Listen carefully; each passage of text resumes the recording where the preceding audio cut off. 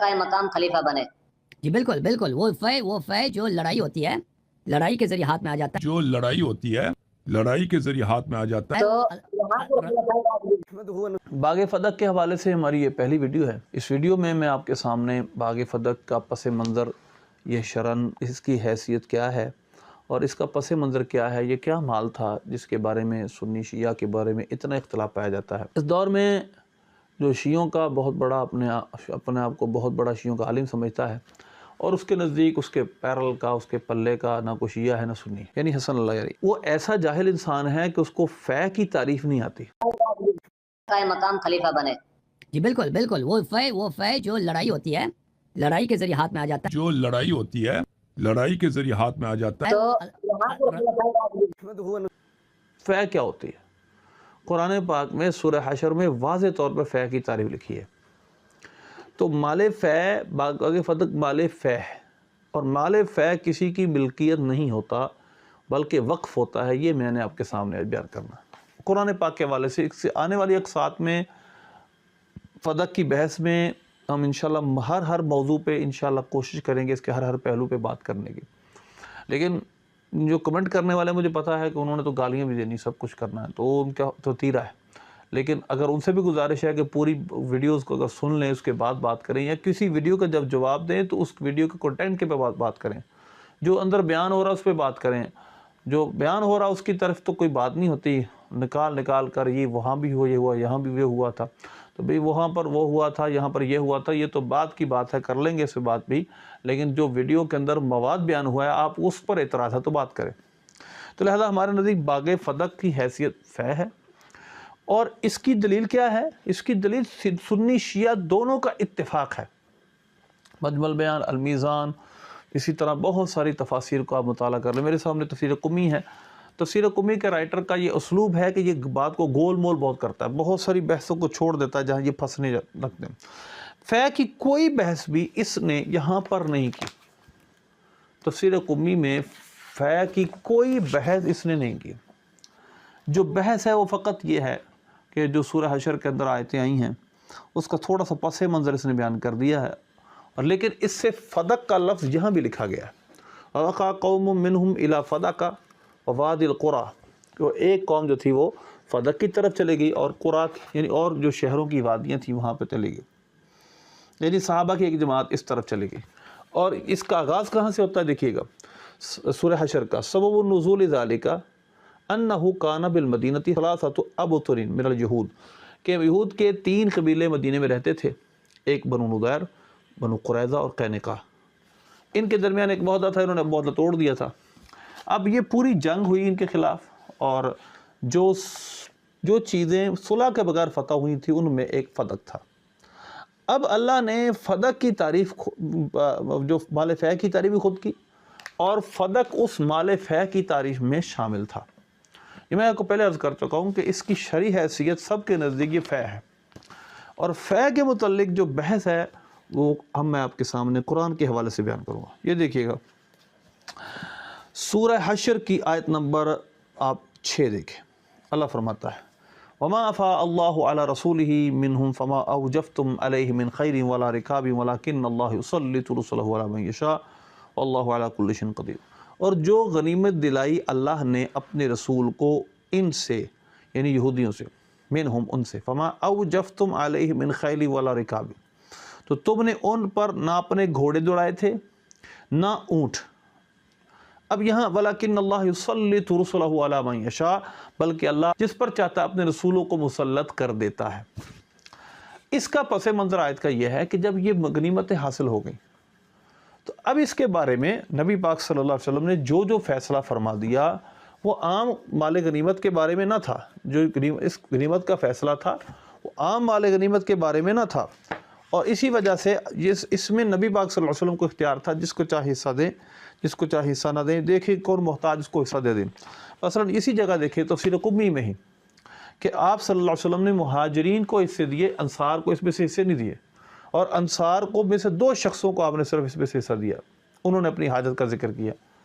تو یہ باغ فدق کا وہ پیمانہ نہیں ہے جو مال غنیمت عام مال غنیمتوں کا ہوتا ہے، جو لڑائی کے ذریعے مال حاصل کیا جاتا ہے۔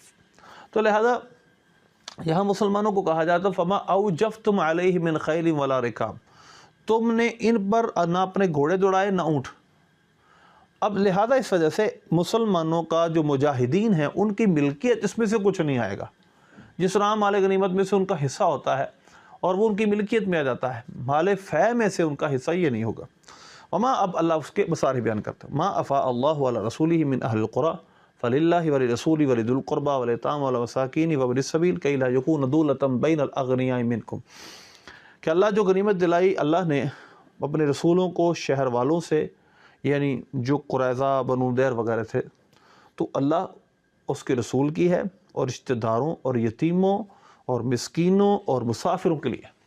اب ذرا غور کیجئے گا، میں پہلے متعین کر چکا ہوں، یہ سنی شیعہ کتابوں میں واضح طور پر ہے کہ یہ باغ فدق فے ہے، اور فے کے مصارف اللہ نے خود بیان کیے۔ اللہ، اس کا رسول، ذوی القربہ یعنی بنو ہاشم اور نبی پاک صلی اللہ علیہ وسلم کے اہل قرابت اور یتیم اور مسکین اور ابن سبیل، تو یہ مال سارا ان لوگوں میں بانٹا جائے گا، وقف ہوگا ان پر۔ ان کی ملکیت اور وقف میں فرق ہوتا ہے۔ مثلا مسجد وقف ہوتی ہے، اس میں کوئی شخص بھی آ کر یہ نہیں کہہ سکتا یہ میرا حصہ ہے، اس میں کسی اور کو نماز پڑھنے نہیں دوں گا، بلکہ یہ ہوتا ہے وہ جہاں چاہے نماز پڑھ سکتا ہے، اس کو کوئی روک نہیں سکتا، کیونکہ اس کا بھی حق ہے۔ تو میں نے سمجھانے کے لیے ایک مثال دیا، تو اسی طرح باغ فدق ان پر وقف ہوگا اور انہی پر خرچ ہوگا، ذاتی ملکیت، شخصی ملکیت کسی کی نہیں ہوگی، یہ قرآن فرما رہا ہے۔ کیوں؟ علت کیا ہے؟ اب یہ علت سمجھنا بہت ضروری ہے، جو میرا موقف کو، ہمارے اہل سنت کا موقف اس کے لیے، کئی لا یکون دولۃ بین الاغنیاء منکم، کہ کہیں تمہارے غنیوں کا مال نہ ہو جائے، کہیں ایسا نہ ہو کہ دولت غنیوں میں ہی، امیروں میں ہی دوڑتی نہ رہے، تو لہذا امیروں اور غریبوں میں دولت کا بیلنس ہو، اس وجہ سے اللہ نے فے کا یہ حکم بیان کیا۔ تو اگر یہ 70,000 بقول شیعہ 70,000 درہم یا دینار کی ملکیت باغ فدق حضرت سیدہ رضی اللہ تعالی عنہا کو حضور نے دے دیا تھا، تو کئی لا یکون دولۃ بین الاغنیاء منکم، جو اللہ فرما رہا ہے کہ دولت تمہارے امیروں میں نہ گھومے۔ حضرت سیدہ تو امیر ہو گئی تھی پھر، یعنی ویسے تو وہ امیر ہی امیر ہیں، ان کا سب کچھ ہے، لیکن دنیاوی مال کے حوالے سے بات کر رہا ہوں، تو پھر تو ان کے پاس بہت مال آ گیا تھا، اور لہذا 70,000 دینار ان کے پاس ہی رہیں گے صرف۔ تو اللہ فرما رہا ہے کئی لا یکون دولۃ بین الاغنیاء منکم، کہ دولت تمہارے صرف امیروں میں نہ گھومے بلکہ ان سب میں تقسیم ہو۔ تو اس میں سیدہ رضی اللہ تعالی عنہ کا بھی ان کو بھی ساتھ تھا، لیکن بطور ملکیت نہیں، بلکہ ان تمام پر ان کے وقف تھا۔ اب میں اہل سنت کی کتابوں سے بعد میں بیان کروں گا، حدیث سے پہلے یہ قرآن پاک کے سیاق و سباق سے صرف بات کر رہا ہوں میں۔ وما آتاکم الرسول فخذوہ وما نہاکم عنہ فانتہوا، رسول جو تمہیں عطا فرمائے لے لو، جس سے منع کرے رک جاؤ۔ یہ آپ کے سامنے میں آیت پیش کر رہا ہوں، اس کا حوالہ دکھا رہا ہوں آپ کو۔ واتقوا اللہ، اللہ سے ڈرو، ان اللہ شدید العقاب، بے شک اللہ سخت عذاب والا ہے، سخت پکڑ والا ہے۔ اب اللہ نے مزید اس کے سارے بیان کیے، للفقراء المہاجرین الذین اخرجوا من دیارہم، پہلے وہ فقراء مہاجرین جو اپنے گھروں سے نکالے گئے اور اپنے مالوں سے نکالے گئے، وہ اللہ رسول اور اللہ کا فضل تلاش کرتے تھے، اس کی رضا تلاش کرتے تھے، وَيَنْصُرُونَ اللَّهَ رَسُولَهُ، وہ اللہ رسول کی مدد کرتے تھے، دین کی مدد کرتے تھے، اولئک هم الصادقون، یہ سچے لوگ ہیں، ان پر خرچ کرنا، وَالَّذِينَ تَبَوُّا الدَّارَ وَالْإِيمَانَ، یہ ہم انصار آگے ان پر خرچ کرنا ہے۔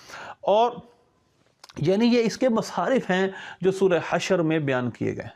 تو لہذا مال فے کا لغوی معنی ہوتا ہے رجوع، لہذا یہاں پر جو اصطلاحی معنی ہے وہ یہ ہے فما اوجفتم علیہ من خیل ولا رکاب ولکن اللہ یسلط رسلہ علی من یشاء، کہ اے مسلمانوں جس پر نہ تم نے گھوڑے دوڑائے ہیں نہ تم نے اونٹ دوڑائے ہیں، بلکہ اللہ اپنے رسولوں کو مسلط کر دیتا ہے جس پر چاہے۔ تو لہذا یہ فے کی جو ڈیفینیشن ہے، اور اس کے بعد پھر اس کے مصارف، وما افاء اللہ علی رسولہ من اہل القری فللہ ولرسولہ ولذی القربى والیتامى والمساکین۔ تو اب للہ کا مطلب کیا ہے؟ اللہ کی کون سی ملکیت ہے؟